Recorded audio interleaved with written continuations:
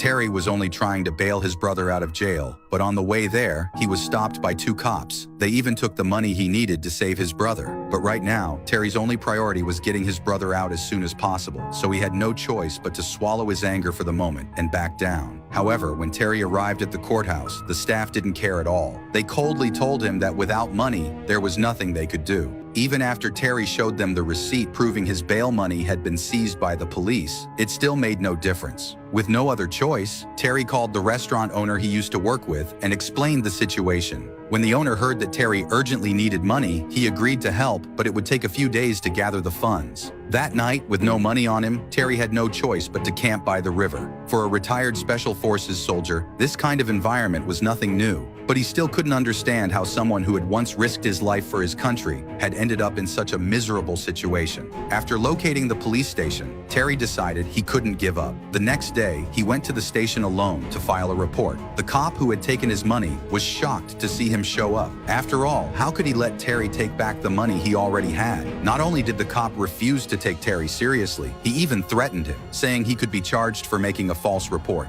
Just then, the police chief standing behind Terry walked over. He coldly said that someone like Terry, who was suspected of being an accomplice, should be punished by law, and that he was already lucky to even be standing there talking. After saying that, the chief warned Terry that if he dared to harass his officers again, he would face felony charges. Even worse, the chief was cunning enough to notice the recording device on Terry right away, and immediately took it off him. Only then did Terry realize that the chief and these corrupt cops were all on the same side. The entire police station was utterly corrupt. With no other option, Terry could only choose to back down. He said he only needed $10,000 to get his brother out, and they could keep the rest as a gift.